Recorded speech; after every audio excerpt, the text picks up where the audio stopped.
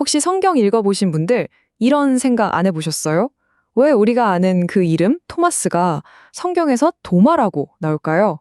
네, 바로 이 익숙한 이름 속에 숨겨진 언어의 미스터리, 지금부터 한번 제대로 파헤쳐보겠습니다. 근데 이게 토마스 한 명 얘기가 아니에요. 피터는 왜 베드로가 되고 스티븐은 왜 스테반이 되었을까요? 이렇게 우리가 아는 이름이랑 너무 다르게 불리니까 구체적인 사례들을 보면 볼수록 의문이 더 커지죠. 자, 이렇게 원어 이름이랑 한국어 성경 표기를 나란히 놓고 보니까 뭔가 좀 공통점이 보이지 않으세요? 토마스는 도마로, 스테파누스는 스데반으로.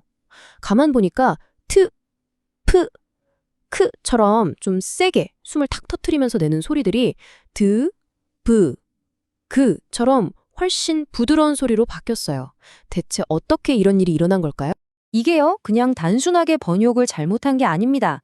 여기에는 아주 긴 역사와 언어의 여정이 숨어 있다는 사실. 자, 이제부터 그 실마리를 하나씩 한번 풀어보죠. 첫 번째 단서는 바로 중국어 필터입니다. 네? 중국어요? 맞습니다.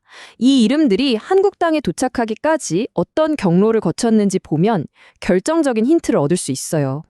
가장 중요한 핵심은 이거예요. 이 이름들이 현대 영화에서 곧바로 우리말로 번역된 게 아니라는 거죠. 원본은 라틴어나 그리스어였는데 이게 한국으로 바로 온 게 아니라 결정적으로 중국어 성경, 그러니까 한문 성경을 한번 거쳐서 들어왔습니다. 당시 총기 선교사들이 이 한자로 된 이름들을 참고해서 우리말로 옮겼던 거죠. 말하자면 릴레이 번역을 한 셈입니다. 스테파누스가 스데반이 된 과정을 보면 이 중국어 필터가 얼마나 강력했는지 바로 알 수 있습니다. 보세요. 그리스어 원어인 스테파누스가 중국으로 가면서 사제반 같은 한자로 소리나는 대로 바뀌었고요. 이걸 다시 한국식으로 읽으면서 최종적으로 스데반으로 정착한 거죠. 그러니까 강하고 거칠었던 원음이 한자라는 필터를 한번 쓱 거치면서 부드럽게 다듬어진 거예요. 자, 그럼 이제 두 번째 단서를 공개할 시간입니다. 우리가 역사적인 여정을 따라가 봤으니까 이번에는 언어 과학의 세계로 한번 들어가 보죠. 바로 소리의 경제성이라는 원리입니다. 소리의 경제성이라 말이 좀 어렵죠? 근데 아주 간단해요. 뭐냐면 언어가 시간이 흐르면서 점점 더 발음하기 쉬운 쪽으로, 그러니까 물리적인 노력이 덜 드는 쪽으로 변하려는 경향을 말하는 거예요. 한마디로 우리 입이 가장 편한 길을 찾아가는 거죠. 한번 직접 소리 내보세요. 흐, 트, 크 하는 거센 소리는 숨을 강하게 팍 터트려야 하잖아요. 에너지가 많이 들어요. 근데 브, 드, 그 같은 예사 소리는 어때요? 훨씬 힘이 덜 들죠. 그러니까 훨씬 경제적인 소리인 셈입니다. 결국 언어는 본능적으로 자연스럽게 더 발음하기 쉽고 숨이 덜 차는 소리를 선호하는 방향으로 진화하게 됩니다. 네, 바로 이게 우리 미스터리를 푸는 두 번째 열쇠입니다. 좋습니다. 이제 우리 손에 두 가지 강력한 단서가 있어요. 바로 중국어 필터와 소리의 경제성. 이걸 가지고 본격적으로 암호를 한번 풀어보겠습니다. 자, 이 표를 한번 보세요. 와, 정말 모든 조각이 딱딱 맞아떨어지지 않나요? 라틴어 페트루스의 강한 P랑 T 소리는 부드러운 붑과 드로 바뀌어서 베드로가 됐고요. 토마스의 TH치 소리는 D이 되면서 도마가 된 거죠. 그리고 공통적으로 이름 끝에 붙는 S 소리는 발음하기에 좀 거추장스러우니까 효율성을 위해서 대부분 떼어버렸습니다.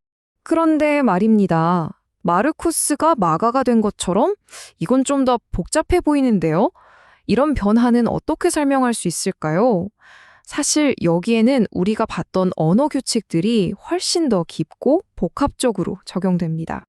마르쿠스가 마가로 변신하는 과정을 한번 천천히 뜯어볼까요? 자, 먼저 효율성을 위해서 맨 끝에 스가 탈락합니다. 그럼 마르쿠가 되죠.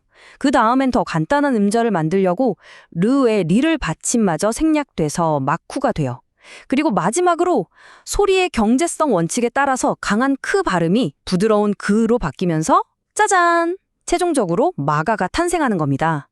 와, 정말 놀라운 언어의 압축 과정 아닌가요? 자, 그렇다면 이 모든 분석들이 우리에게 말해주는 더 큰 그림, 더 큰 의미는 과연 무엇일까요? 지금까지의 언어학적 수사 결과를 한번 정리해 보겠습니다. 첫째, 이름들은 한국에 오기 전에 중국어라는 필터를 거치면서 한자 소리에 맞춰 한번 부드럽게 다듬어졌다. 둘째, 사람들은 본능적으로 에너지가 덜 드는, 즉 발음하기 편한 소리를 선택했다.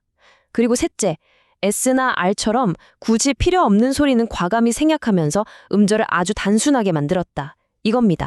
이 모든 과정을 하나의 이미지로 그려보면 딱 이렇습니다.